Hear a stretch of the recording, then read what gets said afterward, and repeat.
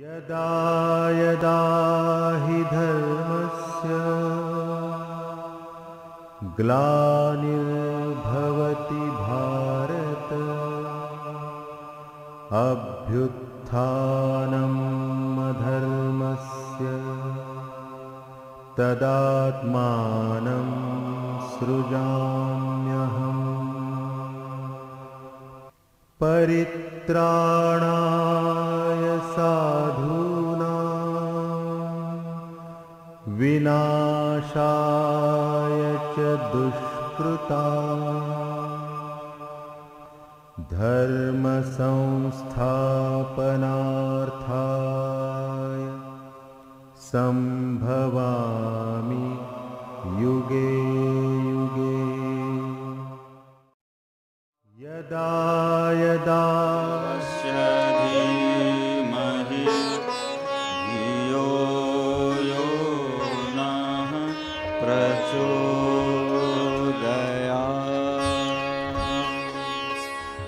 ॐ अग्नेनय सुपथाराय अस्मान् विश्वानि देववैमानि विद्वान् निरोध्यस्मज्जुहुराणमेनो भूयिष्ठां तेन उक्तिं विधेम।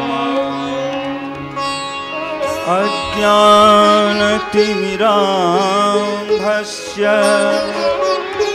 ज्ञानाञ्जनशलाकया चक्षुरुन्मीलितं येन तस्मै श्रीगुरुवे नमः। ॐ यथा सूर्यस्य कान्तिस्तु श्रीरामे विद्यते हि या सर्वशक्तिस्वरूपाय दिव्यै भगवत्यै नमः। दिव्यै भगवत्यै नमः।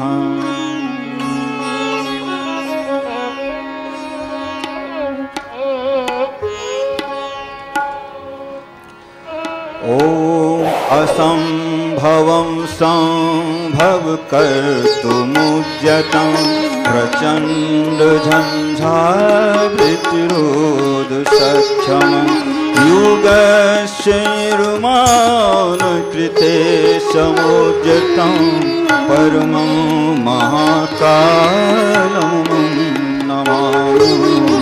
परं महाकालं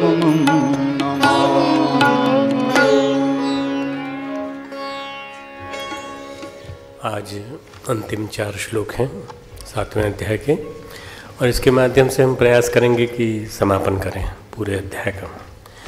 और अध्याय का सार, सारे अध्याय का सार आज है पूरा का पूरा।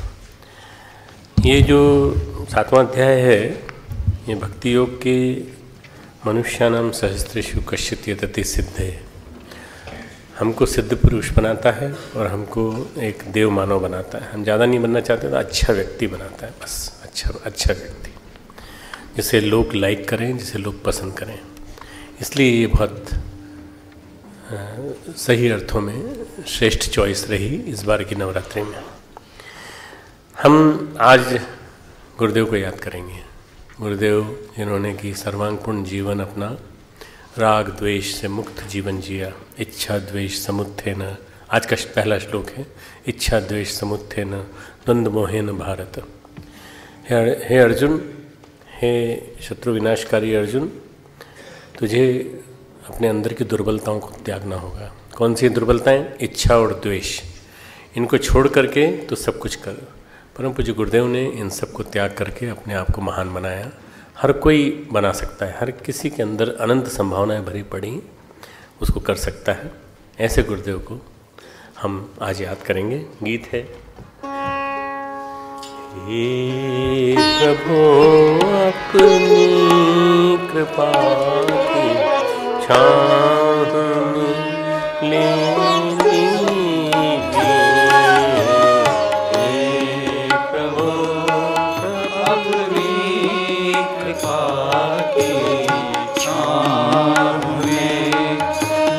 लीजिए। कर दूर खोटी बुद्धि सबको नेक नियत दीजिए। कर दूर खोटी बुद्धि सबको नेक नियत दीजिए। हे प्रभु अपनी कृपा की छाँव में ले लीजिए। हे प्रभु अपनी कृपा की छाँव में ले लीजिए।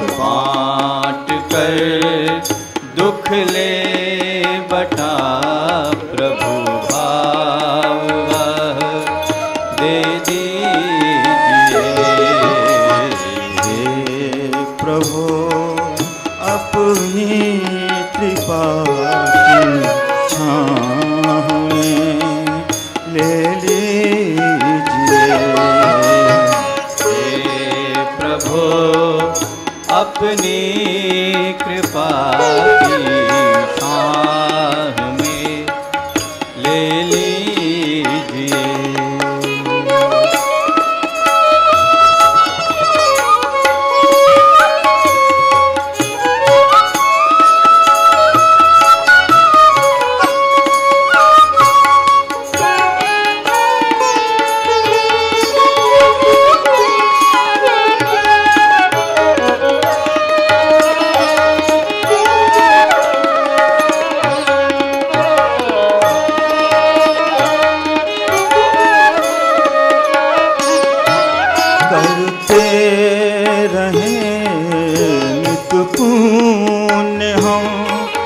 बचते रहें हर पाप से, करते रहें नित पुण्य हम, बचते रहें हर पाप से। चरित्र बना हमें उज्ज्वल भविष्यत दीजिए। चरित्र बना हमें उज्ज्वल भविष्यत दीजिए। हे प्रभु अपनी कृपा की छाँव में ले लीजिए। हे प्रभु अपनी कृपा की छाँव में ले लीजिए। दूर खोटी बुद्धि सबको नेक नियत दीजिए। दूर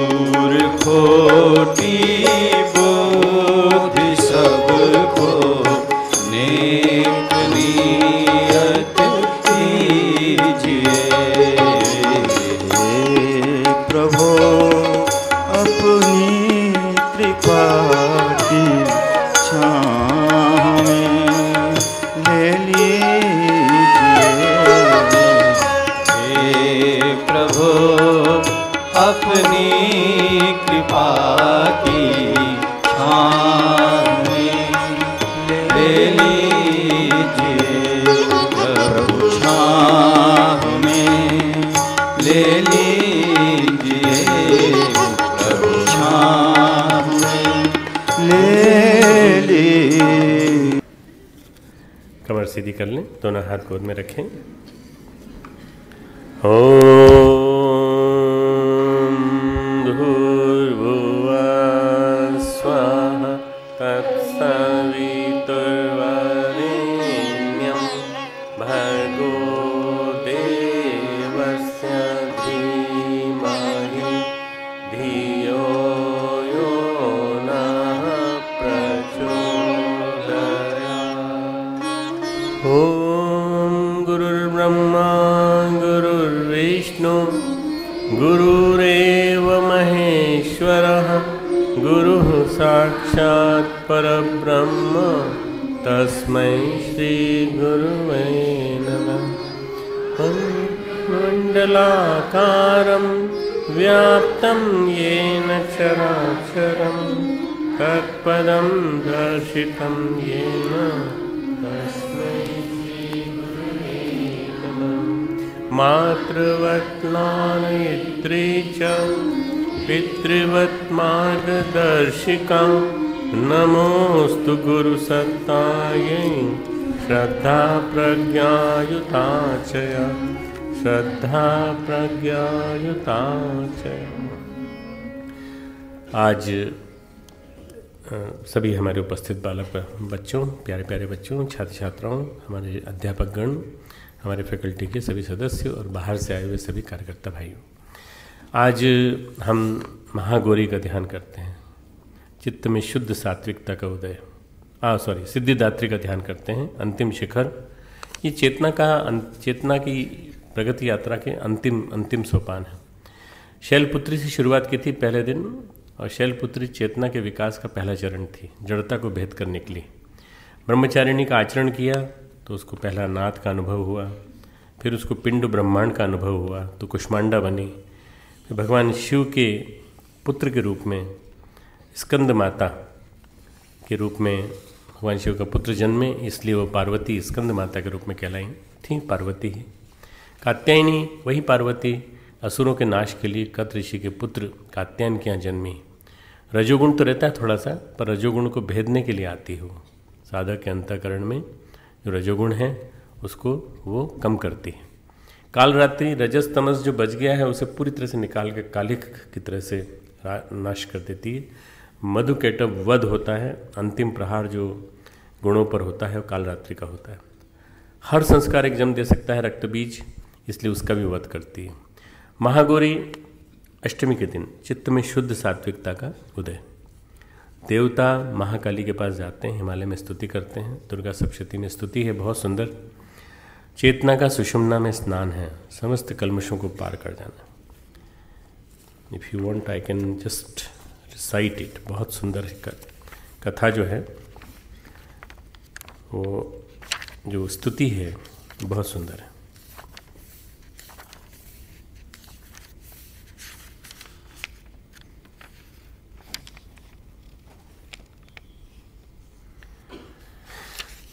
पंचम अध्याय में देवता गिरिराज हिमालय पर गए, भगवती विष्णु माया की स्तुति करने लगे। उन्होंने कहा, नित्या गौरा धात्री को बार बार नमस्कार है, ज्योत्सनामयी चंद्र रूपिणी सुख स्वरूपा। ये सब अलग अलग नहीं है, एक ही दुर्गा, दुर्गा पारा, सारा, सर्वकारिणी, ख्याति, कृष्णा, धूमा देवी को सर्वदा नमस्कार है। 5वां अध्याय, या देवी सर्वभूतेषु चेतनेत्य भी धीते, जो चेतना को हमेशा ऊपर की ओर ले जाती है, ऐसी माँ को नमस्कार है। या देवी सर्वभूतेषु बुद्धि रूपेण संस्थिता, या देवी सर्वभूतेषु निद्रा रूपेण संस्थिता, नमस्तस्यै नमस्तस्यै नमस्तस्यै नमः। ये जो अध्याय है 5वां, ये पूरा देवताओं की स्तुतिकम है। केवल के साथ ही स्थित हो जाती है, आप्त काम कर देती है, सारी कामनाएं पूरी कर देती है, और लौकिक आध्यात्मिक रूप से योगेश्वर भी बनाती है और भोगेश्वर भी बनाती है। जो कुछ चाहे हमारे ऊपर है। अन्नपूर्णा है, जीवात्मा की क्षुधा पूरा करती है। हमारे जिस भाई को दूध बादाम के बावजूद भी ताकत नहीं आ रही, शक्ति आ रही, सिद्धिदात्री सब कुछ देती है। तुम सिद्धिदात्री की साधना करो, यहाँ सारे भेद समाप्त हो जाते हैं, अंतिम गांठ भी खुल जाती है, फिर कोई बंधन नहीं रह जाता। ये सिद्धिदात्री नवी महाशक्ति। अब हम आज की क्लास शुरू करते हैं। कल ये बात कही थी कि भगवान की उपस्थिति सबके लिए नहीं है, सब अनुभव नहीं कर पाते, सबको बड़ा मुश्किल पड़ता है देख पाना, भगवान को समझ पाना ही बहुत मुश्किल पड़ता है। इसलिए भगवान को जानना है अगर हमको, तो भगवान को जानने के लिए हमें अपने आप को विकसित करना पड़ेगा।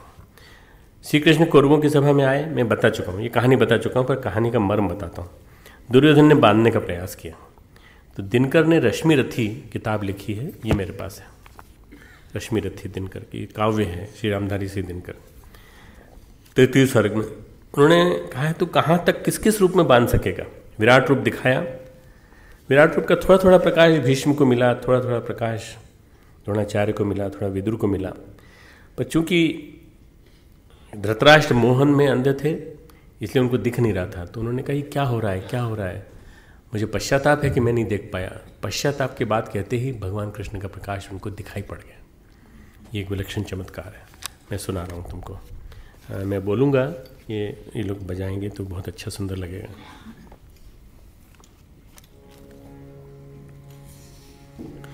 दुर्योधन वह भी दे न सका दुर्योधन वह भी दे न सका, आशीष समाज की ले न सका, उल्टे हरि को बांधने चला, जो था साध्य वो सामने चला। इसको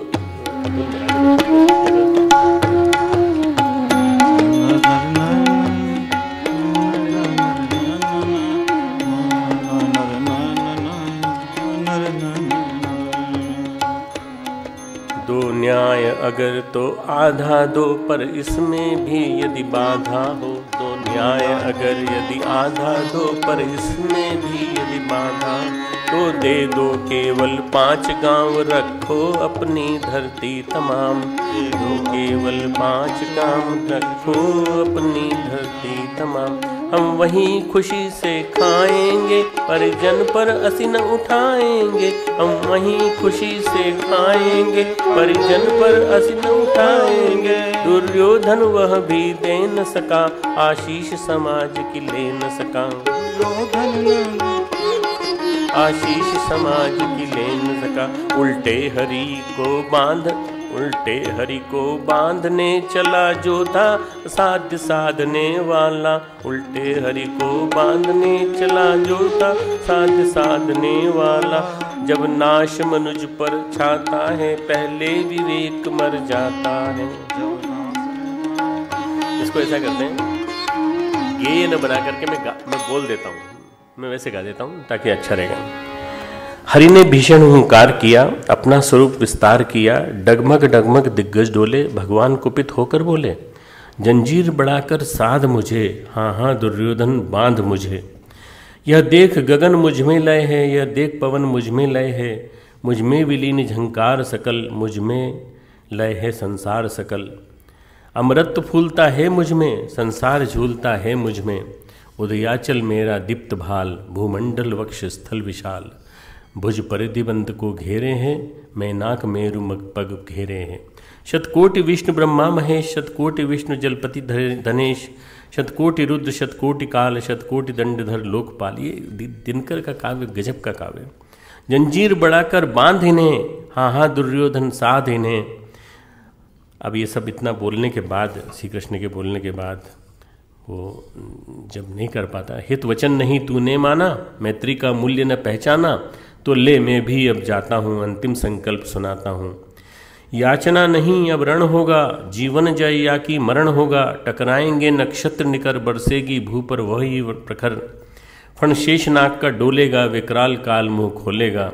दुर्योधन रण ऐसा होगा, फिर कभी नहीं जैसा होगा। भाई पर भाई टूटेंगे, विष बाण मुँह बूंद से छूटेंगे। वापस श्रृगाल सुख लूटेंगे, सौभाग्य मनुज के फूटेंगे। आखिर तू भूषाई होगा, हिंसा का घर दाई, हिंसा का परदाई होगा। थी सभा सन्न, सब लोग डरे, चुप थे या थे बेहोश पड़े। केवल 2 नर न घाते थे, धृतराष्ट्र विदुर सुख पाते थे। कर जोड़ खड़े प्रमुदित निर्भय, दोनों पुकारते थे जय जय। धृतराष्ट्र के बारे में मैंने बताया, इन्होंने लिखा है, पर विदुर के अलावा द्रोणाचार्य और भीष्म, इन दोनों ने प्रकाश देखा। भगवान सभा को छोड़ चले, करके रण गर्जन घोर चले। सामने कर्ण सकुचाया सा, आ मिला चकत भरमाया सा, हड़ि बड़े प्रेम से लेकर धरकर ले बढ़ चले उसे अपने रथ पर। ये बड़ी विलक्षण कथा है कि भीष्म कर्ण को अपने साथ ले जाते हैं, श्री कृष्ण कर्ण को अपने साथ ले जाते हैं और बताते हैं कि तुमको इनका साथ नहीं देना चाहिए, पर चूंकि क्रम ऐसा बन गया है कि वो तुम्हें साथ देना पड़ेगा, तुम्हारा नाश सुनिश्चित है। फिर भी तो वो कहता है कि नहीं, मैं करूँगा वही जो विधान में लिखा है, भाग्य के विधान में लिखा है, इसलिए ऐसा हुआ। तो ये रश्मि रथी की किताब के माध्यम से तू कहाँ कहाँ तक किस किस रूप में बांध सकेगा, विराट का प्रकाश थोड़ा थोड़ा सबको मिला। मोहांत को नहीं देखने को मिलता, ज्ञानी को देखने को मिलता भगवान। मोहांत को मदांत को देखने को नहीं मिलता, देखने को मिलता है ज्ञानी को तत्व दृष्टि से, मनुष्य रूप में स्थित, क्योंकि योग माया का पर्दा है, योग माया का पर्दा है, इसलिए दिखाई नहीं पड़ता। अपने भक्तों के लिए अब भगवान दिखेंगे कैसे, फिर बड़ी दिक्कत होगी, दिखेंगे कैसे? भगवान अपने भक्तों के लिए योग माया का पर्दा हटा देते हैं। लो तुम मुझे देख लो, चलो। अपने एक था भक्त जाट था उनका, उसका नाम याद नहीं मुझे, जाट भक्त था उनका, हैं धन्ना जाट उनका भक्त था। और इसके अलावा उनके ग्वाल बाल थे। जब मौका लगा तो उन्होंने अपने विराट रूप दिखाया, राधा को दिखाया, सबको दिखाया, गोपियों को दिखाया। अपने भक्तों के लिए योग माया का पर्दा हटा देते हैं। कई कारण हैं कि लोग उन्हें समझ नहीं पाते। युद्ध समाप्त हो गया था, श्री कृष्ण विचरण करते करते राजस्थान पहुँचे। राजस्थान की रेगिस्तान में चले जा रहे थे, वहाँ उत्तंग ऋषि तपस्या कर रहे थे। प्रणाम किया, कहा मैं कृष्ण हूँ, तो क्रोधित हुए, तुम ही श्री कृष्ण हो, यादव पुत्र श्री कृष्ण तुम ही हो। अपनी सामर्थ्य, तुम्हारी सामर्थ्य इतनी थी कि तुम धरती की एक सभ्यता को संभाल सकते थे। तुमने धरती की सभ्यता, वीरों की एक प्रजाति, पूरी सभ्यता संस्कृति को नष्ट कर डाला महाभारत के माध्यम से। अगर तुम न होते तो शायद महाभारत न होता। तुम्हें क्यों नेतृत्व किया, ऐसे वंश को, पूरे के पूरे वंश का नाश कर दिया तुमने, क्यों इसका नेतृत्व किया? मैं तुमको श्राप देना चाहता हूँ। तो श्री कृष्ण ने कहा, मुनिवर आप श्रेष्ठ तपस्वी हैं, आप अपने तप से अलौकिक शक्ति पा चुके हैं, सदाचार पूर्ण जीवन जीकर गुरु सेवा में सिद्धि पाई है आपने, इसलिए पर एक बात याद रखें, तप के बल पर मुझे कोई श्राप नहीं दे सकता, तप के बल पर मुझे कोई श्राप नहीं दे सकता। मैं अलग ही हूँ, मुझे अब समझ नहीं पाया, अभी तक देख नहीं पाया मैं कौन हूँ। मुझे नारद ने, गांधारी ने श्राप दिया तो मैंने अंगीकार किया, प्रेमवश अंगीकार किया। आपका तप नष्ट हो जाएगा, आपके जीवन भर की संचित कमाई नष्ट हो जाएगी। सलाह देता हूँ कि वर्षों के संचित तप को संभाल के रखिए और लोक सेवा में लगाइए उसको।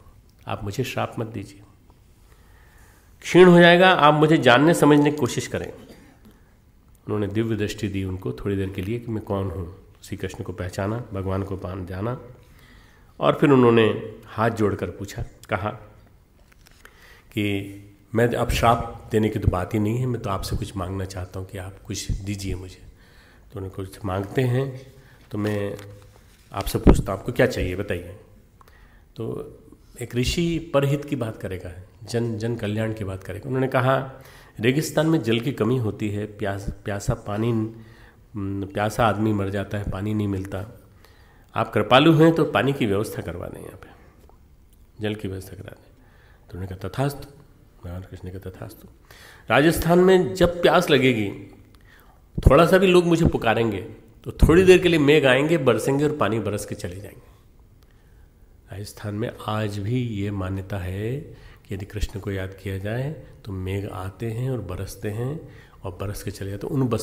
उन बादलों को उत्तंक मेघ कहा जाता है, उस ऋषि के नाम पर उत्तंक मेघ कहा जाता है। थोड़ा टाइम तो लगता है, 5-1 मिनट लगते हैं याद का, ऐसा नहीं कि याद किया और आ गए, टाइम तो लगता है, पर आते हैं और आकर के बरस जाते हैं। ये बड़ी विलक्षण बात है। और इस बारे में राजस्थान के शास्त्र, राजस्थान की इतिहास है, वो सब बताता है कि हाँ ऐसा होता है। पर वो तब जब वास्तव में प्यास से आकुल हो रहे हों और पानी न हो तो भगवान को याद करिए, कृष्ण को याद करिए, उत्तंक मेघ आएंगे। आशीर्वाद दिया हुआ है भाई। इसलिए भगवान कृष्ण कहते हैं 28वें श्लोक में, 27वें श्लोक में इच्छा द्वेष समुत्थेन द्वंद्व मोहेन भारत। इच्छा द्वेष, सुख दुख, मोह आदि के कारण, द्वंद्व जहाँ आता है ना वहाँ सुख दुख है। द्वंद्व यानी सुख दुख, द्वंद्व यानी राग द्वेष, दो चीज़ें।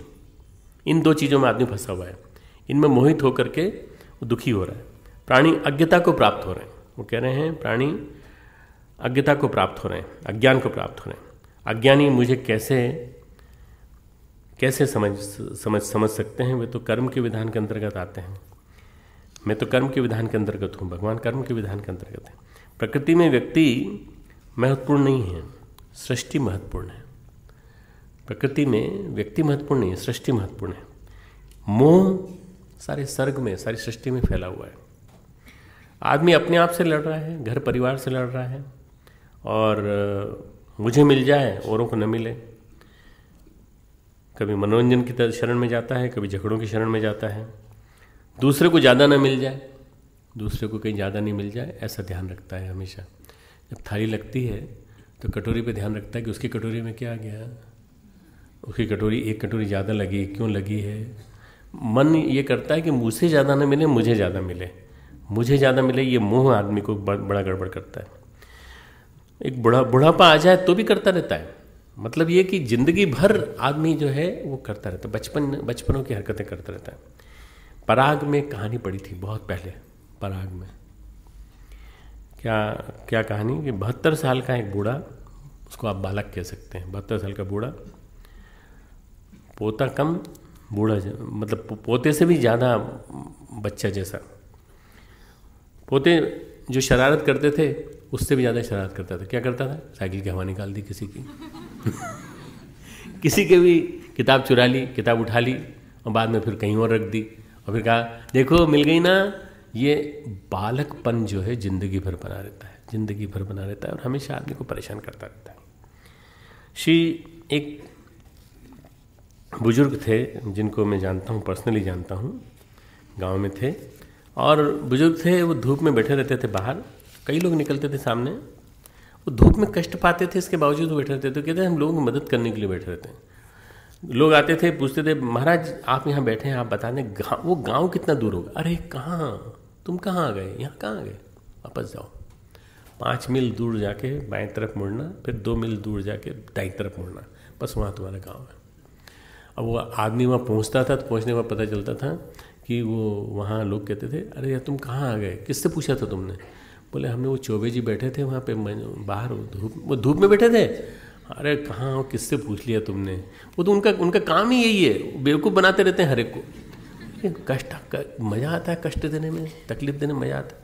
हम लोग बाहर जाते हैं तो हमको किसी से रास्ता पूछते हैं, तो हमको रास्ता बताने वाले लोग रास्ता बताते हैं, वास्तव में सही रास्ता बताते हैं। भारत में किसी से रास्ता पूछ लो, ऐसे जाइए, ऐसे मुड़िए, ऐसे जाइए, और बाकायदा उस रास्ते से जाने के बाद पता चलता है कि जहाँ खड़े थे वहाँ से राइट साइड में बिल्कुल सामने था, पर वो उस आदमी ने जाने कैसे बेवकूफ़ बनाया। तो ये क्या है कि ये बालकपन है। और वो जब भी आदमी लौट के आता था क्या हंसते थे उसके ऊपर, खूब हंसते थे। क्यों भटक के आ रहे हो ना, अरे तुम्हें मज़ा आ रहा है, वो बेचारा धूप में इतनी दूर होके आ रहा है। ऐसे बुजुर्ग बच्चे ही तो हैं। ये क्या है, इनका क्या परिपाक होगा। विचित्र है धरती विचित्र है, धरती विचित्र लोगों से भरी पड़ी है। तुमने देखा नहीं कैसे कैसे विचित्र लोग हैं। जो लेटर लिखा है वही विचित्र है कि नहीं। तुम लोग अगर वो विचित्र नहीं है तो फिर तुम लोग विचित्र हो। तुम लोग क्यों बैठे हो यहाँ पे, तुम लोग क्यों सुन रहे मेरी बातें। विचित्रता हमारी धरती पर संव्याप्त है। चित्त पर पड़ा आवरण मनुष्य को विचित्र बना देता है। इसलिए भगवान कहते हैं सारे प्राणी सम्मोहम अज्ञता को प्राप्त हो रहे हैं। सर्वभूतानि, सारे प्राणी सर्वभूतानि सम्मोहम अज्ञता को प्राप्त हो रहे हैं और अज्ञान को प्राप्त हो रहे हैं। और यान्ति परंतप, ये बड़ा विलक्षण शब्द संबोधन है। परंतप यानी शत्रु विनाशकारी। परंतप का अर्थ होता है शत्रु विनाशकारी। अर्जुन ने कौन से शत्रु मारे थे। अर्जुन ने ढेर सारे शत्रु मारे थे, ढेर सारे दुश्मनों को मारा था, पर सबसे बड़ा दुश्मन उसने जो मारा था अपनी दुर्बलताओं को, अपनी आत्म जगत की, अपने अंदर की दुर्बलताओं को, अपने क्रोध को, मोह को, अपनी विभिन्न प्रकार की ईर्ष्या द्वेष की भावनाओं को, अपने अज्ञान को मिटाने का उसने प्रयास किया था। तो ये परंतप शब्द जो है ना, दूसरे अध्याय के 3 श्लोक में भी आया है। दूसरे अध्याय का 3 श्लोक,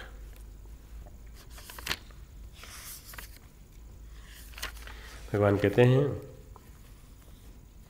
जो लताड़ लगाते हैं उसको, पहले अध्याय का विषाद योग सुनते हैं, तब कहते हैं क्लैव्यम अस्म गम पार्थ न एतत्त्व उपद्यते थे शुद्रम हृदय दौर्बल्यम त्यक्त्व तिष्ठ परंतप। इसको तो छोड़ करके परंतप, हे शत्रु विनाशकारी अर्जुन खड़ा हो जा। दुर्बलता, हृदय की दुर्बलता पाप है, हृदय की दुर्बलता पाप है, कॉन्फिडेंस की कमी पाप है, आत्मविश्वास की कमी पाप है, नेगेटिविटी पाप है। ये सब इन पापों से नाश करने वाले, हे अर्जुन, पूरा ऊपर बोल चुके हैं भारत, फिर बोलते हैं भरतवंशी, हे अर्जुन तू द्वंद्व रूपी मोह से मुक्त हो जा, सर्गो याति परंतप। सारे जीव भाग रहे हैं, सब भाग रहे हैं, कर्म का औचित्य ही नहीं है। हम लोग ब्रह्मचर्य जाते थे, तो जब आते थे साइकिल से, तो आते समय हमको एक कुत्ता मिलता था। वो कुत्ता क्या है कि अगर आप साइकिल से उतर करके धीरे धीरे 5 कदम न चलो, और अगर साइकिल से चले जाओ और उसके लिए रुको नहीं, तो वो हमारे पीछे दौड़ता था। एक दो को काट भी चुका था जब ब्रह्मचर्य से आते थे। तो वो कुत्ता जो है ना, वो सम्मान मांगता था, कोई पूर्व जन्म का कोई होगा। तो अहंकार उसका भी है, कुत्ते का भी अहंकार है। अहंकार इतना है कि आप उतरिए और आप नमस्कार करो नहीं करो कोई बात नहीं, पर उतर करके 5 कदम चलिए, उसके बाद फिर साइकिल से बैठ जाए, फिर कोई दिक्कत नहीं। पर उसके सामने साइकिल से चले गए, हद होती है, मैं बैठा हूँ, दिख नहीं रहा हूँ। सारे प्राणी अज्ञता को प्राप्त हो रहे हैं, मोह को प्राप्त हो रहे हैं। अपना अपना मोह, अपना अपना क्रोध, अपना अपना आदमी लिए बैठा है। जीव का अपना ईगो है, हर जीव का अपना ईगो है। कुत्ते का भी ईगो हो सकता है। बड़े अधिकारी को नमस्कार नहीं करो तो बदला लेगा, और बड़े अधिकारी के अलावा जो छोटे अधिकारी हैं वो और भी ज़्यादा दुष्ट होते हैं। कल हम लोग मीटिंग ले रहे थे, इसकी हमारी कन्वोकेशन की मीटिंग में कल दिन में बातें हो रही थी। तो मैंने कहा भाई देखो बड़े अधिकारी तो बहुत ठीक है, हमारे यहाँ आ रहे हैं, हिज एक्सीलेंसी आ रहे हैं, वो आ रहे हैं, उनके साथ साथ उनके अधिकारी आएंगे, वो सब बहुत अच्छे रहेंगे। पर जो नीचे के छोटे छोटे आदमी हैं, जिनको हम, अब किसी भी पुलिस वाले को अगर आप हवलदार साहब कह दो तो उसको कितना अच्छा लगता है कि देखो मैं छोटा सा पुलिस का सिपाही, हवलदार साहब, सूबेदार साहब कहाँ आप, कैसे हैं, कैसे। ये सम्मान देने का तरीका है। अगर आपने सम्मान दे दिया और आपने बिठा दिया कुर्सी पे, तो उसको लगेगा मेरे को तो कोई पूछता ही नहीं था, इन्होंने सम्मान दिया, कोई दिक्कत तो नहीं आ रही है आपको, कोई परेशानी तो नहीं है, कुछ नहीं, बस सुरक्षा और रक्षा की व्यवस्था आप एक बार देख लीजिए। मैंने कहा सबका सम्मान करना, छोटे से छोटे अधिकारी का सम्मान, छोटे अधिकारी का ज़्यादा सम्मान करना, बड़े अधिकारी का भले करे न करो, छोटे अधिकारी का जरूर सम्मान करना। क्यों? उसका छोटा सा संकीर्ण स्वार्थ है उसका, बस, और कुछ नहीं। उसका सबको नाश्ता भी कराएंगे, खिलाएंगे भी, सब कुछ करेंगे। हमारी ये प्राणियों का इतिहास है कि प्राणी अपने संकीर्ण मोह में फंसा हुआ है, बस उसी से निकालना है उसको। व्यूह रचना है, कर्मों की राशि है, चित्त का आवरण है। व्यूह रचना बनी हुई है पूरी, कर्मों की राशि बनी हुई है और उसी चित्त का आवरण बना हुआ है। ये इच्छा द्वेष जो है, ये द्वंद्व ही तो है। मनुष्य इसी को अपनी वास्तविकता मान बैठता है। बस तकलीफ क्या है कि मनुष्य अपने राग में बंधा होकर अपने आप को उसी से बंधा मान लेता है। मैं पुलिस ऑफिसर, मैं कलेक्टर, मैं ये, अरे इससे भी बड़े तुम आदमी हो, ह्यूमन बीइंग बनो, ह्यूमन बीइंग बन करके बात करो। उबरने का तरीका क्या है? उबरने का तरीका भगवान 29वें श्लोक में बताते, 28वें श्लोक में बताते। येषा त्वंत गतम पापम जनानाम पुण्य कर्मणाम ते द्वंद्व मोह निर्मुक्ता भजन्ते माम दृढ़वता। निष्काम भाव से श्रेष्ठ कर्मों का आचरण करने वाले पुरुषों का पाप नष्ट हो जाता है। वे राग द्वेष जनित द्वंद्व मोह से मुक्त हो जाते हैं और दृढ़ निश्चय वाले, सेल्फ डिसीजन उनका परफेक्ट है, भक्त मुझको ही सब प्रकार से भजते हैं। ये है, कालिक से उबरने में दर्द तो होता है, कालिक से उबरने में दर्द तो होता है। निष्काम भाव से आप अपने पाप को नष्ट करने का काम कर सकते हैं। भावनाओं पर चोट लगेगी। गुरु कुमार शिष्य कुंभ है, घड़ी घड़ी मारे चोट, अंतर हाथ सहाय दे, काढ़ निकाले खोटे। सब भगवान जो है कुमार है। जैसे मान लो ये इसी को मान लो कि ये कुंभ है, तो क्या करता है, कुंभ को गढ़ता अच्छी तरह से, ऐसे बनाता है, ऐसे बनाता है, फिर अंदर हाथ डालता है, अंदर हाथ डाल के कहीं कमी तो नहीं रह गई, कहीं व्यक्तित्व का कोई कोना जर्जर तो नहीं रह गया, ऐसा तो नहीं असंयम का छिद्र कहीं रह गया हो और ये निकल निकल के बाहर जाएगा जब लोक सेवा के लिए तो बड़ी गड़बड़ करेगा। तो ये जो गुरु कुमार शिष्य कुंभ है, गड़ी गड़ी मारे चोट, ये कालिख निकालने के लिए है, अंदर के संस्कारों की, कुछ संस्कारों की कालिख। कैसे निकलती है? गुरु कृपा से निकलती है, या फिर परमात्मा का निष्काम भाव से निकलती है। तीन चीज़ें हैं, निष्काम भाव, गुरु की कृपा, या फिर दृढ़ निश्चय। इन तीनों का समन्वय यदि हो जाए तो आदमी के पाप नष्ट हो जाएंगे, क्रमशः पाप नष्ट हो जाएंगे। भगवान की बड़ी जम के चोट जो है पाप के ऊपर है, पूरी गीता में बार बार कहते हैं कि जो तू पापी से भी पापी है तो ज्ञान की नौका में पार हो जाएगा। तो अगर पापी से भी पापी है तो मैं उसको भी मुक्त कर दूंगा। मोक्ष यश्यामि मां शुचः, मेरे तू नज़दीक तो आ जा, मैं तुझे मोक्ष को प्राप्त करा दूंगा। तो भगवान ये कहते हैं कि गुरु जो है वो कुम्हार होता है, वो शिष्य के कालिख को साफ कर देता है। कालिख अगर बर्तन में लगी हो तो उसको क्या करो? बर्तन में तो देखो घर गृहस्थी के काम में कभी पढ़ा नहीं, पर ये जो गुरुदेव को नोट कराए हुए एक्सपीरियंसेस हैं उनके हिसाब पे लिख रहा हूँ। गुरुदेव ने कहा कालिख जमी हो बर्तन में तो उसको गैस पे चढ़ा दो या गर्मी पे चढ़ा दो, आग पे चढ़ा दो। कालिख आग पर जैसे गर्म होगी कट टूटेगी। जब टूटती है कि नहीं, तुम बताओ, टूटती है कि नहीं? तुम लोग जानते हो? नहीं, तुम लोग नहीं जानते हो, ये लोग जानते होंगे शायद। कालिख आग की जो है चटक कर टूटती है, चटक कर। गुरु की कृपा और तप से कालिख टूटती है। गुरु की कृपा यदि होगी तो तप से टूटेगी। एक गुरु थे रामदास काठिया बाबा। रामदास काठिया बाबा के गुरु थे गुरु देवदास। रामदास काठिया बाबा को बड़ा प्रखर मजबूत बनाया था उन्होंने। ये योगी, भारत के योगी महात्मा वाली जो किताब है, उस किताब में छठे वाले में, 5वें छठे वाले में ये कथा आती है कि वो रात को बैठे हुए थे बाहर और गुरु का पांव दबा कर आए थे। गुरु ने कहा कि धूनी जलाए रखना, धूनी बुझने मत देना। तो धूनी बुझ गई। अब बड़ी मुश्किल हो गई, ठंडक भी लग रही, क्योंकि धूनी बुझ जाए इसका मतलब ठंडक लगेगी। और धूनी कभी भी किसी गुरु की धूनी जो है समाप्त नहीं होती, जलती रहती है। तांत्रिक गुरु थे ये, 18वीं सदी के महात्मा हैं। और देवदास उनके गुरु थे। ये अमृतसर में जन्मे थे और अमृतसर में जन्म लेकर के गोंडा के पास यहाँ आकर के अपने गुरु मिले उनको। उन्होंने आवाज़ लगाई 1 घंटे बाद, जब ठंड में खूब कड़कड़ाते रहे, नवंबर दिसंबर की ठंड। तो उन्होंने कहा गुरुजी क्या बात है, क्यों परेशान कर रहे हैं रात में? बोले वो धूनी ठंडी पड़ गई, 1 अंगारा दे दीजिए। नहीं मिलेगा अंगारा, खड़ा रहे ठंड में। कैसे ठंडी हो गई? तू बैठा रहा तो बैठा था कि सो गया था? गुरु बड़ी कड़ी तपश्चर्या से गुजारता है। गुरुदेव को भी उनके गुरुदेव ने बड़ी कड़ी तपश्चर्या से गुजारा, बहुत परीक्षाएं ली। इसी तरह से रामदास बाबा, काठिया बाबा काठ की लंगोटी पहनते थे, इसलिए काठिया बाबा कहते थे उनको। तो उन्होंने कहा एक अंगारा लिया, फेंक दिया, ले इसको उठा के ले जा। तो वो उनको लकड़ी की मदद से उठा के ले गए, वहाँ डाला, उसको उन्होंने तपाया।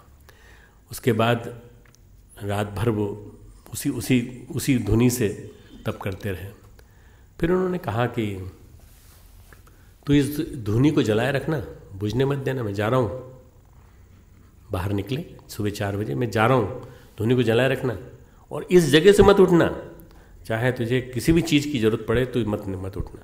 तो उसने कहा साहब नहीं, बिल्कुल नहीं, सब कुछ ही यहीं, पूरा जो कुछ, तुझे कुछ इच्छा ही नहीं होगी, तुझे कुछ नहीं होगा। नहीं जाने दिया, वहीं के वहीं बैठे रहे चुपचाप। 8 दिन तक वो, यानी उठ के भी जा सकते थे, कहते गुरुजी जाए बाहर, मैं तो अपना काम करूँ, मेरे को क्या फ़र्क पड़ता है। नहीं, पर नहीं गए। गुरु निष्ठा, गुरु के प्रति निष्ठा। और स्थिति ये हुई कि 8 दिन बाद जब गुरुदेव आए तो उन्होंने कहा कि तू बैठा हुआ है तब से, उठा ही नहीं गुरुदेव यहीं बैठा हूँ, आपकी प्रतीक्षा कर रहा हूँ। धुनी को मैंने जलाए रखा है, धुनी जल रही है, हमको तो वो दिखाई दे रही है। तो बड़ा जोरदार आदमी है, बड़ा तपस्वी है। अब दोनों जाते, जगह जाते, लोग प्रणाम करते।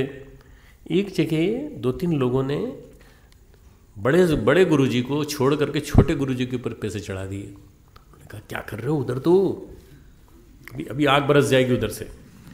गुरुजी भाई सबसे बड़े गुरु तो वो है, मैं तो उनका चेला हूँ, मेरे पास कुछ नहीं, मुझे पैसे नहीं चाहिए। वो देगा जबरदस्ती, नीचे छोड़ गया कहीं। हम कई बार कहते हैं माता जी के पास रखो, माता के पास रखो, या गुरुदेव के पास रखो, रसीद ले लो नीचे से, सब कहते हैं। इसके बावजूद भी नीचे कई बार उठते हैं तो पैसे रखे मिलते हैं। फिर उन पैसों को फिर माता जी के उसमें चढ़ाते। वो पैसे रखे थे तो गुरुजी के पास गए, गुरुजी ये 50 रुपये कोई छोड़ गया है। अरे एक गुफा में 2 शेर नहीं रह सकते। अब तेरे पास पैसा आने लगा, इसका मतलब ये कि तेरा तेज, तेरी सिद्धि मजबूत हो गई। अब तू, उन्होंने कहा तू ऐसा कर, द्वारका चला जा, आज ही चला जा, आज ही निकल जा। वो नाराज हो गया, गुरुजी मैंने 50 रुपये मैंने नहीं लिए, वो ज़बरदस्ती रख गया, मैं मना कर रहा था तब भी, न जाने कब रख गया, खिसका गया, चुपचाप खिसका गया नीचे। बोले नहीं वो बात नहीं है, तूने सिद्धि प्राप्त कर ली। सारे कषाय कलमुशों को धुलने में करीब 30-35 साल लगे, 30-35 साल लगे। बहुत वह धैर्य का पालन करना पड़ता है। द्वारका गए, द्वारका से लौट के आए तो पता चला गुरुजी ने शरीर छोड़ दिया। वो अपना सारा सब कुछ उनको देके चले गए थे। कहानी का जो सार है वो ये है कि गुरु की कृपा हो तो सब कुछ टूट जाता है, सारी कालिख टूट जाती है पूरी की पूरी। एक गुरु थे, उनके गुरु ने कहा चंद्रायण तप करना, कठोर तप करना।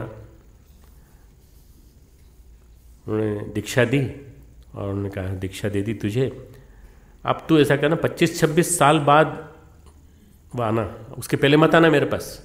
अगर बीच में आया ना तो मैं तेरी टांग तोड़ दूंगा। 25-26 साल बाद, 25-26 साल बाद उसकी ज़िंदगी में आग लगा दी। अनेक संकट, कहर बरस गया कि पत्नी मर गई, उनके सब बच्चे चले गए, घर में संकट, दुनिया भर दिक्कतें, बहुत सारी आर्थिक संकट। तो बोले कि हम परेशान हैं कि क्या करें। हम गुरुजी को याद करते थे रोज़, परंतु गुरुजी नहीं सुनते थे। तो बोले कि एक बार चल के कहते हैं। एक बार गए उनके पास। ये जीवंत उदाहरण है, एक जीवंत उदाहरण है। मैं जिन सज्जन को जानता हूँ उनका उदाहरण है। बोले हम परेशान हैं। तो उनके पास एक ईंट पड़ी हुई थी, उन्होंने खींच के मारी। तो अब आ गया, 25-26 साल के लिए कहा था तुझे, और तू कैसे आ गया। ईंट लगी, जम के भागे फिर गए। बोलेगा मर जाऊंगा तो क्या पहुंच पाऊंगा, इसलिए वापस चले गए वो तुझे बुला लूँगा 26 साल में, तू चिंता मत कर। तूफान रुका, अस्त व्यस्तताएँ रुकी, प्रतिकूलताएँ रुकी, और 27 साल की तकलीफ़, मुकदमेबाजी, सारे घर के संकट के बाद वो सब शांत हो गया। आए तो बोले अब तुझे साधना सिखाऊंगा। उन्होंने साधना सिखाई और वो फिर हिमालय में सिद्ध योगी के रूप में प्रसिद्ध हुए। सारी जन्मों की कालिख नष्ट करता है गुरु, कई जन्मों की कालिख को नष्ट करता है। ये जो लिखा हुआ ना, ये शाम तंतगतम पापम जना नाम पुण्य कर्मणाम। तो हम लोग क्या करें, हम लोग तपस्या करें? नहीं, तुमको तपस्या करने की जरूरत नहीं। पुण्य कर्म करो, अच्छे कर्म करो। अच्छे कर्म करने वाले लोगों के पाप अपने आप नष्ट हो जाते हैं, डेबिट बढ़ता जाता ना। इधर का अकाउंट बढ़ गया पुण्य का, तो पाप का अकाउंट खत्म हो गया। पुण्य का अकाउंट बढ़ाते चले जाओ, पाप का अकाउंट कम करते जाओ, जन्मों की कालिख छट जाती। जिन पुरुषों का पाप जन्म जन्मांतरों के नष्ट हो गए हैं, पुण्य कर्म निष्काम भाव से करते हैं, कठोर तप से करते हैं। पुण्य कर्म, निष्काम भाव, गुरु की कृपा, कठोर तप, 4 चीज़ें।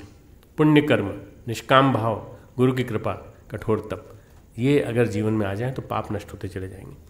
ऐसे साधक भगवान को फिर नित्य वो कहते हैं, ऐसे साधक मुझे रोज भजते हैं, मुझे कभी वो छोड़ते नहीं। भजनते माम दृढ़वता, निश्चय होकर के। शुभ कर्मों को, कर्तव्यों को कभी न छोड़ें। भगवान ने जैसा रखा है वैसे रहिए ना।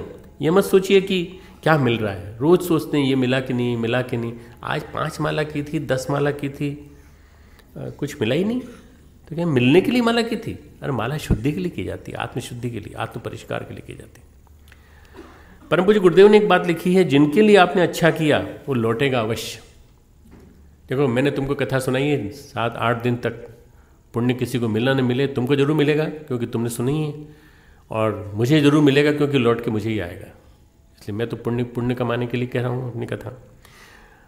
उनके माध्यम से लौटे, जिनको कहा, जिनके माध्यम से ये बात हुई है, वो अनिवार्य नहीं है। मान लो मैंने तुम्हारा उपकार किया है तो तुम्हारे माध्यम से लौटे, अनिवार्य नहीं। किसी न किसी रूप में मेरे पास वापस रिबाउंड होकर के आएगा। ये प्रकृति की व्यवस्था है, इसको कोई रोक नहीं सकता। शुभ कर्म शुभ व्यक्तियों के द्वारा लौट के आते हैं। शुभ कर्म शुभ व्यक्तियों के द्वारा लौट के आते हैं, अशुभ के द्वारा नहीं लौट के आते। अशुभ व्यक्ति की मदद भी नहीं करनी चाहिए, इसलिए उनसे उम्मीद भी मत रखना। हमेशा अपनी बात कह देना, बस ठीक। चित्त की कालिख मिटाना है, चित्त की कालेपन को मिटाना है तो निष्काम भाव से कर्म करो, वही आगे तपस्वी हो सकता है। यहीं से तप की शुरुआत होती है। चित्त की कालिख मिटानी है, निष्काम भाव से कर्म करो, निष्काम भाव से। बिना किसी कामना के कर्म करते चले जाओ, अच्छे कर्म करते चलो, किसी का कुछ भला करो, किसी के रोज कुछ न कुछ कल्याण कर सकते हो तो करो, अनावश्यक भला मत करो किसी का। एक बताया थी मैंने, कहानी बताई थी पहले तुमको कि एक अंधी महिला खड़ी थी। उस अंधी महिला को लोगों ने कहा कि हम आपको उस पार कर देते हैं। मुझे नहीं जाना भाई, नहीं जाना तो भी पकड़ के उठा करके उस पार कर दिया।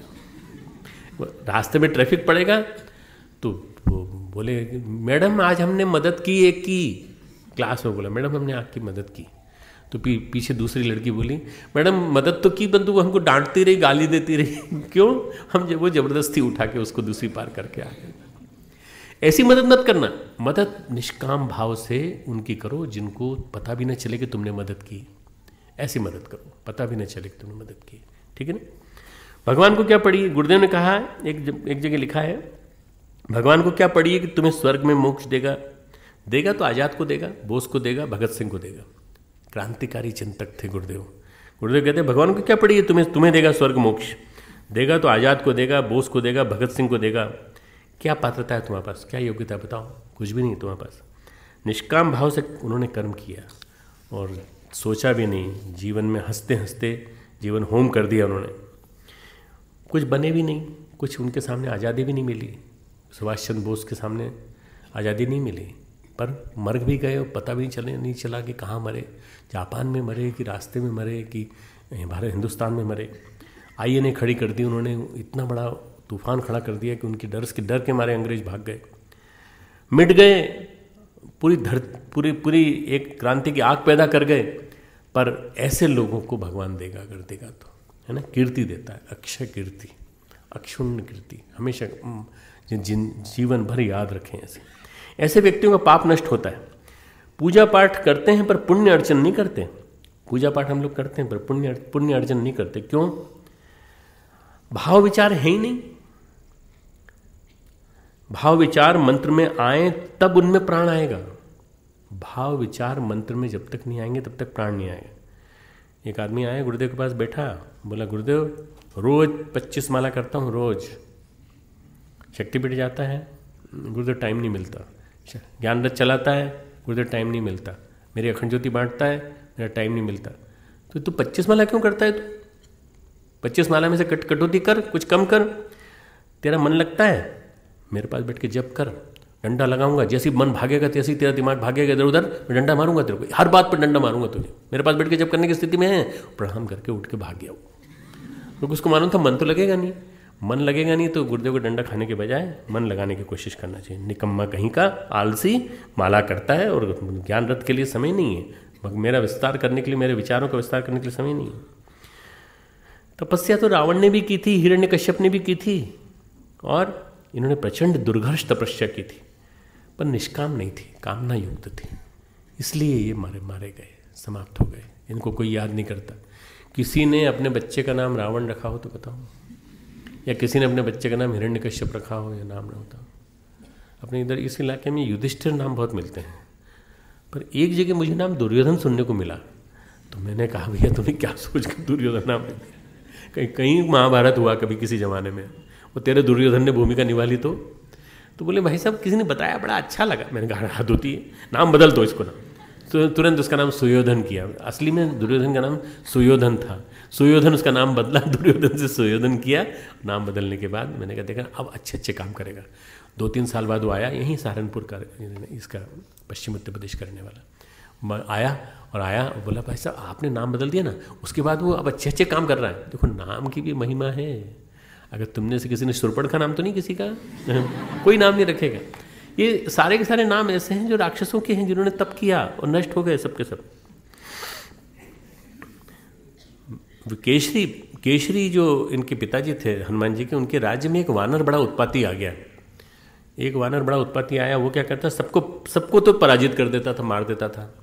सबके सब डर के मारे आते थे, बोले कि वो हम सबको मारता है पर वो असुर नहीं है, असुर नहीं हो सकता। वो बार बार चिल्लाता है मुक्ति मुक्ति मुक्ति मुक्ति मुक्ति मुक्ति। तो केसरी ने कहा भाई लाओ उसको, कहाँ है वो? दिव्य दृष्टि से देखा तो पता चला वो असुर नहीं है, असुर शक्तिवान, असुर शक्ति है उसके अंदर। असुर क्या चाहते हैं कि बल चाहते हैं, तप असुर बल चाहते हैं, तंग तो करते हैं दूसरों को, पर असुर बल चाहते हैं और बल चाहते हैं और तप चाहते हैं। ये वो नहीं है। कौन है? विश्वकर्मा थे, विश्वकर्मा। और शापवश उनको वानर योनि मिली। उनके 2 बेटे हुए, एक नल और एक नील। विश्वकर्मा के नल और नील दोनों बेटे हुए। उन दोनों ने भगवान की सेतुबंध में महत्वपूर्ण योगदान दिया। ठीक, तो ये कहानी से तुमको याद रहेगा कि नल नील कहाँ से पैदा हुए थे। पुण्य कर्म अनवरत करने से प्राप्त होगा। अनवरत करने से, अनवरत करने, बिना किसी उसके डिस्टर्बेंस के, बिना किसी ऑब्स्टिकल के। गुरु साबुन शिष्य कपड़ा, कबीरदास जी कहते हैं, लिख लेना, बहुत बढ़िया है श्लोक। गुरु का साबुन, शिष्य कपड़ा, तुम कपड़े हो, गुरु साबुन है। धोवन सृजनहार, उसको धोने का काम करता है सृष्टि का देवता, सृष्टि का परमेश्वर। गुरु साबुन है और वो ऊपर से धोता रहता है, वो धोबी है, धोता रहता है। सुरति शिला पर धोइए, सुरति, सुरति भगवान के साथ एकाकार होना। सुरति शिला पर धोइए, निकसे ज्योति अपार, उससे ज्योति तुम्हारे अंदर से अपार ज्योति निकलेगी। भगवान का स्मरण करिए, स्मरण दिलाता है। शिला पर धोइए, भगवान का स्मरण करिए। गुरुदेव ने बार बार कहा है, अपने आप को धो, आत्म परिष्कार, आत्म परिष्कार। बार बार मैं अपनी बात कहता हूँ तो उसके साथ ये बार कहता हूँ, धोइए अपने आप को। साधना की शुरुआत निष्काम कर्म से करनी चाहिए। साधना की शुरुआत निष्काम कर्म से। यहाँ से चित्त शुद्धि के लिए मार्ग करना, मार्ग स्पष्ट हो जाता है। धन की लालसा और समर्पित भाव से कर्म करना कठिन है। साधन पथिक, हमारे पोद्दार जी ने किताब लिखी है, हनुमान प्रसाद पोद्दार जी ने, उन्होंने कहा है, कंचन तजना सहज है, कंचन तजना सहज है, सहज त्रिया का नेह। सोना छोड़ना आसान है, और पत्नी का, प्रेमिका का प्रेम भी अगर हो तो उसको भी छोड़ना आसान है। सहज त्रिया का नेह। मान बढ़ाई ईर्ष्या, मान बढ़ाई ईर्ष्या, सहज न तजना एह, ये सहज नहीं तज सकते। बड़ा भयंकर है ये, बड़ा भयंकर विष है। बाकी सब छूट जाएंगे दुनिया में, पर मान बढ़ाई हुई ईर्ष्या ये नहीं छूटेंगे। सब छूट जाए पर इनसे छूट नहीं सकते। अपना परिचय, अपनापन, अपना पाने का भय, कि सब कुछ। और यहीं सारे संत महात्मा गड़बड़ा जाते हैं। सारे संत महात्माओं की गड़बड़ाहट यहीं से होती है। मान बढ़ाई ईर्ष्या, ऊपर नहीं उठ पाते। ऊपर उठना, इन्हें देवत्व को प्राप्त होना या कोई सिद्धि प्राप्त कर लेना, नहीं, सिद्धि नहीं मिल पाती। किसी के पास जाना हो, कुछ पाना हो, तो ये मान के चलना दुनिया में कोई नहीं है ऐसा। गिने चुने 1 आध 2 संत हों जिनको मैं जानता हूँ, जिनके पास कुछ है वास्तव में, बाकी किसी के पास कुछ भी नहीं, कुछ भी नहीं। आप प्रणाम कर लीजिए उनको, क्योंकि वो बड़े हैं आपसे, बस सीनियर हैं इसलिए आप प्रणाम कर लीजिए, पर इसके अलावा उनसे कुछ मांगने की जरूरत नहीं है। ये एक संत थे, उनका परिचय दिया जा रहा था। देखिए, स्वामी जी महाराज ने बहुत बड़ा काम किया है, ये किया, इतना बड़ा मंदिर खड़ा किया है। आप 1008 हैं, आप महामंडलेश्वर हैं, आप शंकराचार्य हैं। अब 1008 क्यों है मालूम है? 8 और 1 9 है ना, तो 108 से भी 9 बनता है, 1 और 8 9, 1008 9। अब मेरे को अभी तक ये नहीं पता चला कि कोई 10,008 होता है क्या? कोई 10,008 कोई संत नहीं होता, अभी 1008 ही हैं। इतने सारे जगत गुरु, इतने सारे जगत गुरु, इतने सारे जगत गुरु, उनका परिचय दिया जा रहा था। जगत गुरु हैं और आप अखंड ब्रह्मचर्य का पालन किया है, ये किया, वो किया, सब कुछ किया है। तो इसी बीच उन्होंने कुछ पढ़ाई वढ़ाई भी की होगी, तो पढ़ाई की है, पढ़ाई छोड़ी। पढ़ाई एक्चुअली एक स्थिति ऐसी आती है संन्यास में, जब पढ़ाई को की गिनती नहीं होती, पढ़ाई नीचे रह जाती, गौण रह जाती। आप क्या हैं, आपने तपस्या में क्या प्राप्त किया है। तो उन्होंने फिर परिचय देने वाले को पास में बुलाया होगा, ये नहीं बोला तुमने, अच्छा माइक ओपन था, जैसे माइक बोल रहा हूँ ना मैं, अरे ये नहीं बताया मेरे बारे में कि मैंने ये भी किया, मैंने MD भी किया है, MD गोल्ड मेडल से किया है, ये नहीं बताया तुमने, ये बताना चाहिए था। तो सारे श्रोताओं ने सुन लिया, सब श्रोताओं ने सुन लिया कि वो खुद चाहते हैं कि लोग जाने कि उन्होंने ये भी किया, ये भी किया, ये भी किया। आधे उनमें से उठ के चले गए। उन्होंने कहा, जो ऐसे संत के सुनने से क्या फ़ायदा है, जिसको खुद अपनी मान, अपनी बड़ाई, अपनी सम्मान की चाह है, उसको पाने से क्या। निष्कामता में ईर्ष्या मान बड़ाई चली जाती है। निष्कामता में ईर्ष्या मान बड़ाई चले जाते हैं, तिरोहित हो जाते हैं। उद्देश्य स्पष्ट हो जीवन का, और जीवन के सिद्धांतों पर आस्था हो, तो फिर आध्यात्मिकता के ताने बाने आदमी को समझ में आ जाते हैं, फिर कोई गड़बड़ नहीं। निष्कामता आए तो आवरण टूटेंगे। भगवान कह रहे हैं निष्कामता आए, निष्काम भाव से सारे आवरण टूटते चले जाएंगे। 28वां श्लोक। 29वां श्लोक। जरा मरण मोक्षाय मामाश्रित्य यतन्ति ये ते ब्रह्म तद्विदुः कृत्स्नम अध्यात्मम कर्म च अखिलम। जो मेरे शरण होकर जरा और मरण से छूटने के लिए यत्न करते हैं। देखो, भगवान की शरणागति होकर बुढ़ापा और मृत्यु दोनों से मुक्ति पाई जा सकती। बुढ़ापा सबको आता है, पर बुढ़ापे का वो स्थिति जिसमें कि आदमी बिस्तर पे पड़ा रहे, सेवा कराता रहे और फिर अंत में गाली खाता रहे, बहू की भी, बेटे की भी, दुनिया भर की, हॉस्पिटल में एडमिट रहे। मेरी माँ मुझसे कहती थी, बेटा मैं 75 साल की हो गई, अब तू मुझे मुक्त कर दे। मैंने कहा मैं कहाँ मुक्त कर सकता हूँ और आप ऐसी कैसी बात करती हो, अभी तो आप ठीक हो। उनको ब्रोंकियल एज़मा था, सांस की तकलीफ थी। बोली मैं अस्पताल में नहीं मरना चाहती, मैं नहीं चाहती कि मेरे को ऑक्सीजन मास्क लगा रहे और मैं वहाँ मरूँ। अचानक एक दिन मैं वहाँ से फिजी से लौटा ही था, 2 दिन बाद अचानक बस वो फलाहार तैयार किया पिताजी के लिए, एकादशी का दिन था, फलाहार तैयार करके रखें और वहीं कहीं गिर गई और तुरंत ब्रेन में हेमरेज हुई और चली गई 2009 में, 3 साल पहले। ये मरण जो होता है बड़ा विलक्षण होता है। जरा मरण मोक्षाय, ये मोक्ष का मरण है। जरा यानी वृद्धावस्था बड़ी बुरी होती है, चलते नहीं बनता, घुटने तकलीफ देते हैं और बहुत दिक्कत होती है, बहुत परेशान। पर तकलीफ होगी, परंतु यदि अगर भगवान का भजन करते रहे तो भगवान कहते हैं वो तकलीफ भी नहीं होगी, बुढ़ापा भी नहीं आएगा। गुरुदेव के साथ एक सज्जन चलते थे, सीधी के, वो गीत गाते थे, बुढ़ापा आ गया कैसे जवानी क्यों नहीं आई। अरे वो जो उंगली, एक गीत चलता था गुरुदेव के सारे प्रवास में, बस यही गुरुदेव फिर यहीं से चालू करते थे, अरे बूढ़ो जवानी क्यों नहीं आई तुम्हारे अंदर। देखो अभी पांडे जी ने गीत गाया है, इसके आगे लाइन क्या थी, अरे गतिरोध क्यों आया रवानी क्यों नहीं आई। अरे गतिरोध क्यों आया, रवानी क्यों नहीं आई। बुढ़ापा कहाँ से आ गया। सारे के सारे युवाओं को मैं संबोधित करता हूं तो उनसे बोलता हूं, जब मैं बूढ़ा नहीं हुआ तुम कैसे बूढ़े हो गए।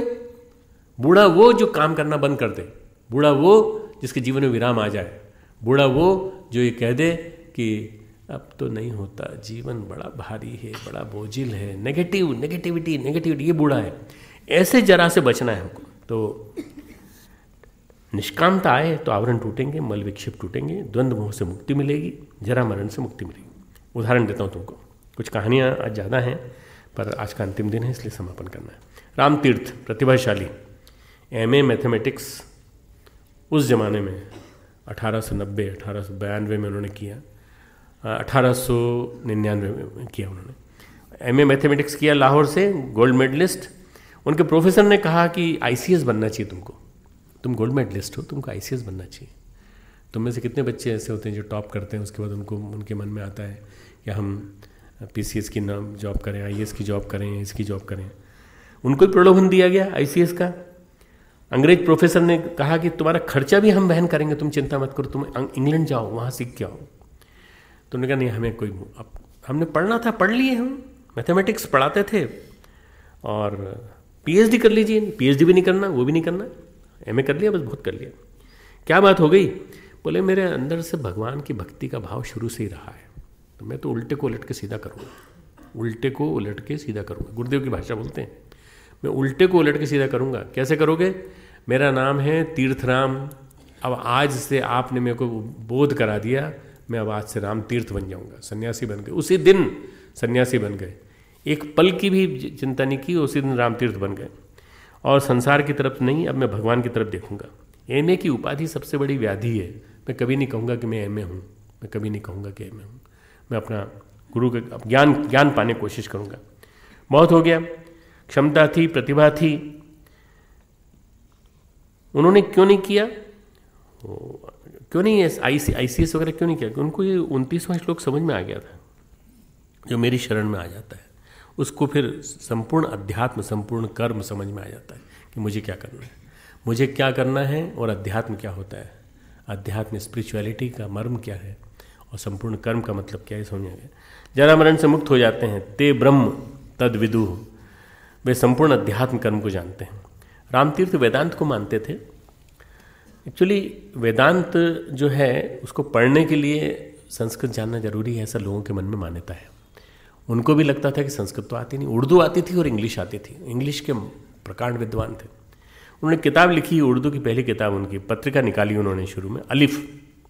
आप में से सब लोग जानते हैं उर्दू का पहला अक्षर अलिफ, अलिफ यानी पहला अक्षर। जैसे अपन कहते हैं ना अ, तो वो कहते हैं अलिफ, अलिफ पहला अक्षर है। अलिफ से, अलिफ नाम से पत्रिका निकाली उन्होंने। उर्दू में वो कविताएं लिखते थे। अंग्रेजी आती थी पर संस्कृत नहीं आती थी। तो किसी पंडित जी मिल गए एक दिन, तो बोले आप वेदांत कैसे समझेंगे, वेदांत बनना चाहते हैं, वेदांत में जाना चाहते हैं। हमारे यहाँ वेदांतियों की बहुत भीड़ लगी हुई, शांति कुंज में बहुत वेदांती सीखना चाहते हैं, वेदांत बन। कई पंडितों के जाते हैं आसपास के आश्रमों में, जानते हैं, तुम जानते हो उन लोगों को? मैं कई लोगों को जानता हूँ शांति कुंज के कार्यकर्ताओं को, जो गुरुदेव को नहीं पढ़ा उन्होंने पूरा, पर वेदांतियों को पढ़ते रहते हैं। मैं समझता हूँ जिनके दांत नहीं होते वो वेदांती हैं। जिनके मुंह पोपले होते हैं और जो बोलते समय जिनको बहुत दिक्कत होती है वो वेदांती। वेदांत जो है वो जीवन में उतारने वाली चीज़ है, वेदांत पढ़ने वाली चीज़ नहीं है। वेदांत को जीवन में उतारने वाली चीज़ है। हाँ, वेदांत पढ़ो समझो, पर मर्म जीवन में तो उतारो। जीवन में उतरा नहीं और वेदांत सीखने जाते हैं, 2-2 घंटे 3-3 घंटे क्लास सीखते हैं और लड़ते नीचे आकर के फिर दूसरों से। तो उन्होंने कहा कि ये मेरे लिए पर्याप्त है, इंग्लिश मेरे लिए पर्याप्त है, मैं सीखूंगा नहीं, अगर भगवान को सिखाना होगा तो सिखा देगा। लाहौर में एक ही मुलाकात उनकी हुई थी स्वामी विवेकानंद की, एक मुलाकात। स्वामी विवेकानंद 1995 में वहाँ आए थे, तो उनसे मुलाकात हुई। विवेकानंद ने वेदांत पे धारा प्रवाह बोलते थे, इंग्लिश में लेक्चर देते थे।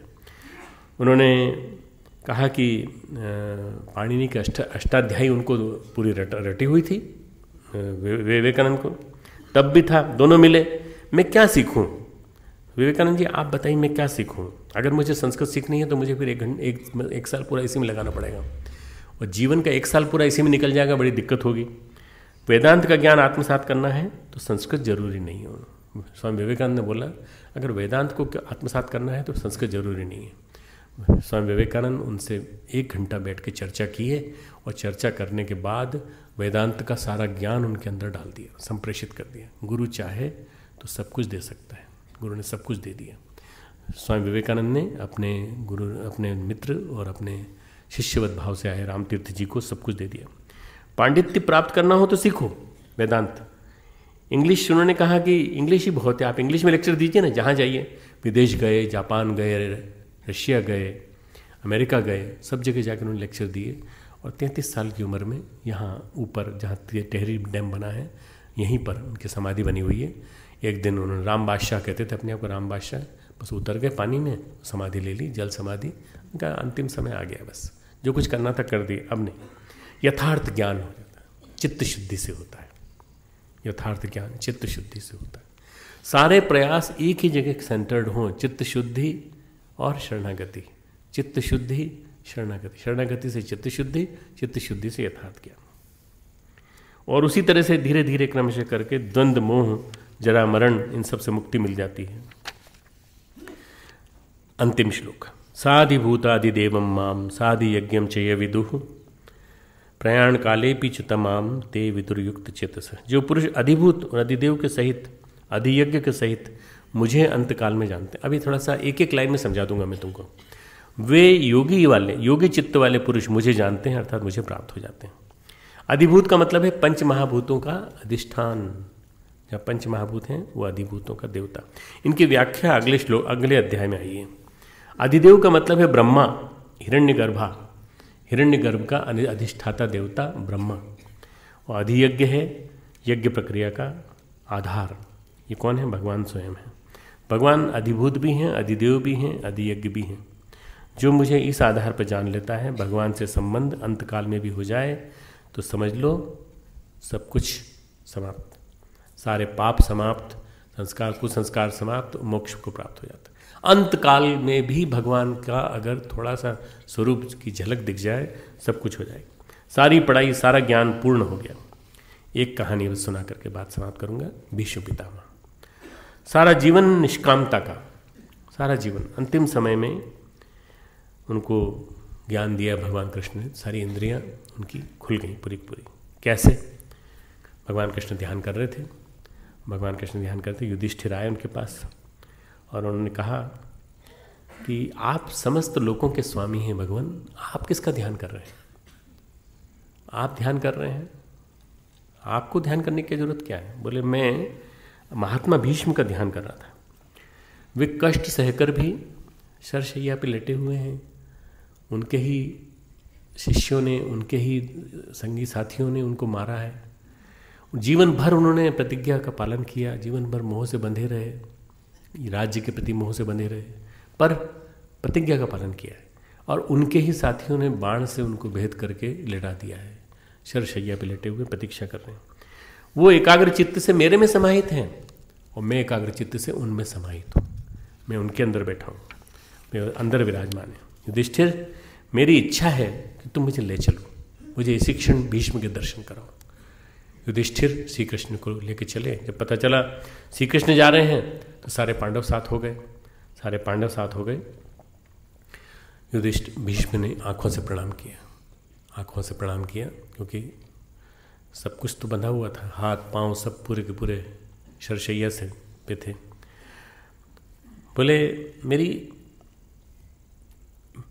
मेरी अंतिम इच्छा ये है कि कृष्ण तुम्हारे सामने मेरी अंतिम सांस टूटे, मैं जाऊं तो मेरे सामने मेरे आराध्य, मेरे इष्ट, मेरे वासुदेव मेरे सामने रहें। वो बोलते हैं।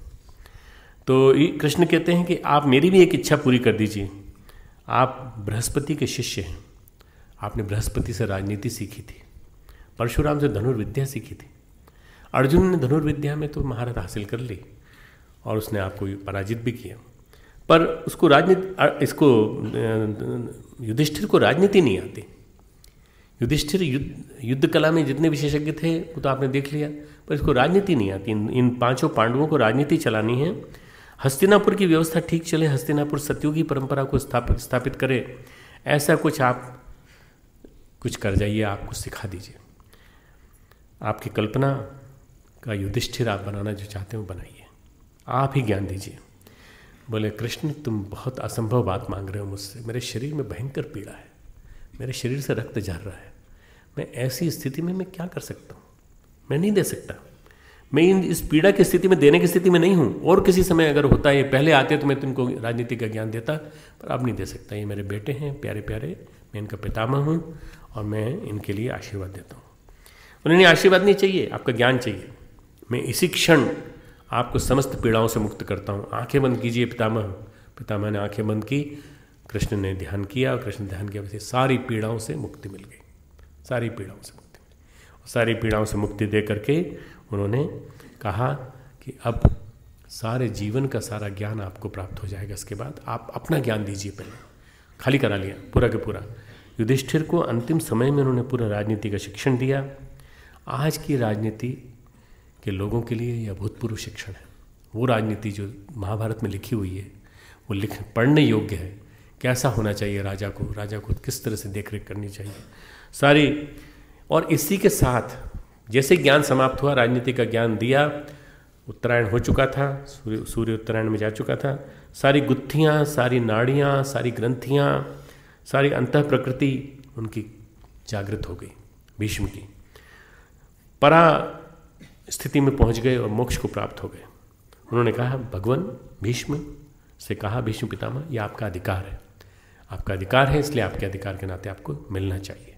आपने उदाहरण प्रस्तुत किया और श्री कृष्ण ने प्रयाण काल में मुक्ति दी। ये जो लिखा ना, प्रयाण कालेन चपितमाम ते विदुर युक्त चित्त से, अगर भगवान चाहें तो प्रयाण काल में भी सब कुछ दे सकते हैं। आज हम गुरुदेव का ध्यान करेंगे। देवी संपदा के धनी परम पूज्य गुरुदेव, जिन्होंने सारी की सारी भूमिकाएं निभाई, तरह तरह से उन्होंने तप सहा, तप किया, कष्ट सहा, और इतना बड़ा मिशन खड़ा करने के लिए उन्होंने इतना बड़ा हम सबको योग्य बनाया। आइए उनका ध्यान करें। शांत मन, शांत वासना, शांत तृष्णा, शांत अहंता, शांत।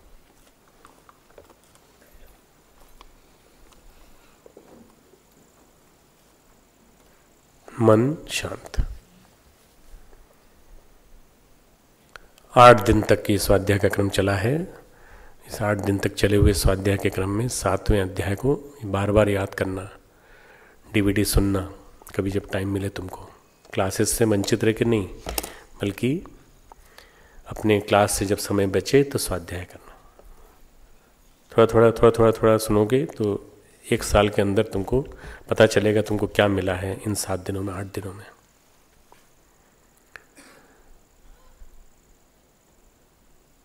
मन शांत। जहाँ बैठे हैं ये परम पूज्य गुरुदेव की तापन साधना स्थली है, तपस्थली है। उन्हीं का तप है जो शांति कुंज के रूप में, देव संस्कृति विश्वविद्यालय के रूप में, ब्रह्मवर्चस्व के रूप में और विभिन्न रूपों में सारे शक्तिपीठ, हमारे मथुरा के केंद्र सबके रूप में दिखाई पड़ता है। विराट विराट शरीर गुरुदेव का दिखाई पड़ रहा है हमको। उनकी मूर्ति देखो, कितने तुम सौभाग्यशाली हो कि प्रज्ञेश्वर महादेव के लिए शांति कुंज में स्थान नहीं था, यहाँ स्थान मिला। तुम कितने सौभाग्यशाली हो कि गुरुदेव की मूर्ति के लिए स्थान मिला तो भी यहाँ मिला। तुम उनके दर्शन कर सकते हो, तुम उनके विराट रूप को देख सकते हो। परम पूज्य गुरुदेव एक ब्राह्मण, सही अर्थों में तपस्वी, गुरु के सच्चे शिष्य, समर्पण के साकार रूप, विद्वान, प्यार देने वाले, आत्मीयता बांटने वाले, ऐसे गुरु हर किसी को मिले। आज भी सूक्ष्म रूप में, कारण रूप में हमें तप देने में सक्षम है। बहुत बहुत ऊर्जा है उनके पास, बहुत शक्ति है उनके पास, इतना कुछ है उनके पास कि उनका कोष कभी खाली नहीं होगा। हम मांगते मांगते थक जाएंगे। हम उसके योग्य तो बने, हम सुपात्र तो बने।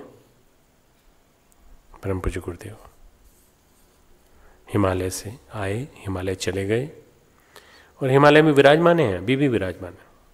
मुझे आगे मौका लगा कभी भी आने वाले 2-3 वर्षों में, 2 वर्षों में कभी भी, 2013-2014 तुमको ग्रुप्स में मैं उस जगह ले जाऊंगा जहाँ से तुम गुरुदेव को देख सकते हो।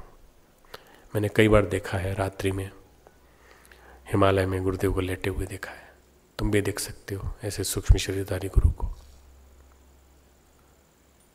गुरु भारी भरकम सत्ता, व्यक्तित्व की दृष्टि से भारी भरकम। उनके शिष्य होने के नाते, उनके अनुगामी होने के नाते और उनके इस कुल के पिता होने के नाते, वे कुल पिता हैं, इस देव संस्कृति विश्वविद्यालय के कुल पिता हैं, गायत्री परिवार के अधिष्ठाता हैं, संस्थापक हैं। हम सबको उन्हीं को फॉलो करना चाहिए, उन्हीं के आदर्शों को जीवन में उतारने का प्रयास करना चाहिए। जीवन भर विरोध सहकर भी उन्होंने आध्यात्मिकता को स्थापित किया। प्यार के पुंज परम पूज्य गुरुदेव, ढेर सारा प्यार भरा पड़ा था उनके अंदर। हमने उनकी डांट भी खाई है, हमने उनके ढेर सारी डांट खाई है। इसके बावजूद भी हम कहने की स्थिति में हैं कि वे सबसे ज़्यादा प्यार अगर करते थे तो हमें करते थे। तुम भी कह सकते हो कि सबसे ज़्यादा प्यार करेंगे अगर तो गुरुदेव हमें करेंगे। गुरुदेव हमारे रोम रोम में, कण कण में समा जाएं, हमारे जीवनचर्या को बदल दें, हमारे भावनाओं को बदल दें, हमारे कर्तव्य को बदल दें, हमारे कर्म करने के तरीके को बदल दें, हमारी सोच को बदल दें, हमारे जीवन में कुछ अच्छाइयाँ आएँ, ऐसा कुछ कर दें, ऐसा खेल रचा दें। ये भाव मन में रखकर हमारे साथ साथ बोलेंगे, ओम तमसो मा ज्योतिर्गमय, ओम असतो मा सद्गमय, ओम मृत्योर्मा अमृतम गमय, ओम शांति शांति शांति। दोनों हाथों को रखना। जो नहीं दे सका कोई भी आज तक, जो नहीं दे सका कोई भी आज तक, पूज गुरुदेव वह दे दिया आपने, पूज गुरुदेव वह दे दिया आपने। प्राण में प्रेरणा भाव संवेदना, प्राण में प्रेरणा भाव संवेदना, बुद्धि को श्रेष्ठ चिंतन दिया आपने, बुद्धि को श्रेष्ठ चिंतन दिया आपने। जो नहीं दे सका कोई भी आज तक, पूज्य गुरुदेव वह दे दिया आपने, पूज्य गुरुदेव वह दे दिया आपने।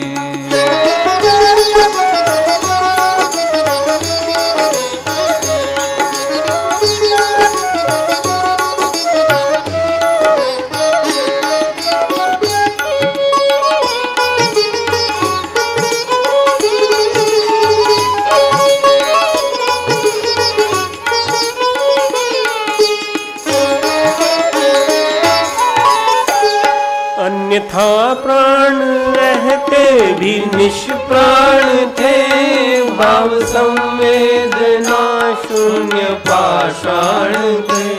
अन्यथा प्राण रहते भी निष्प्राण थे, भाव संवेदना शून्य पाषाण थे।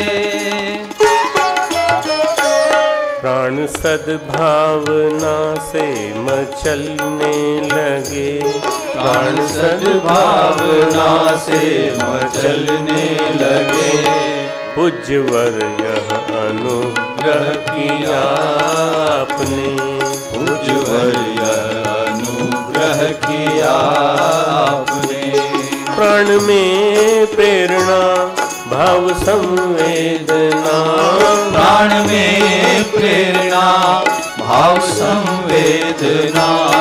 बुद्धि को श्रेष्ठ चिंतन दिया आपने, बुद्धि को श्रेष्ठ चिंतन दिया आपने। जो नहीं दे सका कोई भी आज तक, दे सका कोई भी आज तक, पूज्य गुरु दे दिया आपने, पूज्य गुरुदेव वह दे दिया आपने।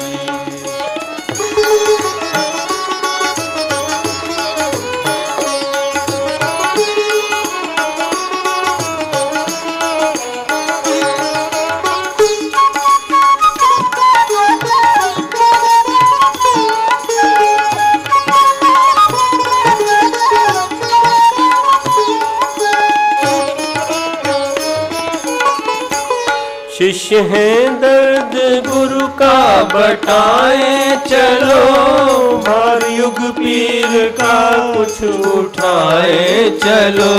शिष्य है दर्द गुरु का बटाए चलो, भार युग पीर का कुछ उठाए चलो। दे समय लोक पीड़ा शमन के लिए, दे समय लोक पीड़ा शमन के लिए। आज आवाज दी है महाकाल ने, आज आवाज दी है महाकाल ने।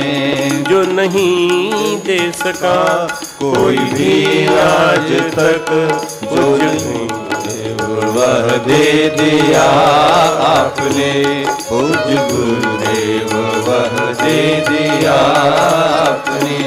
प्राण में प्रेरणा भाव संवेदना, प्राण में प्रेरणा भाव संवेदना।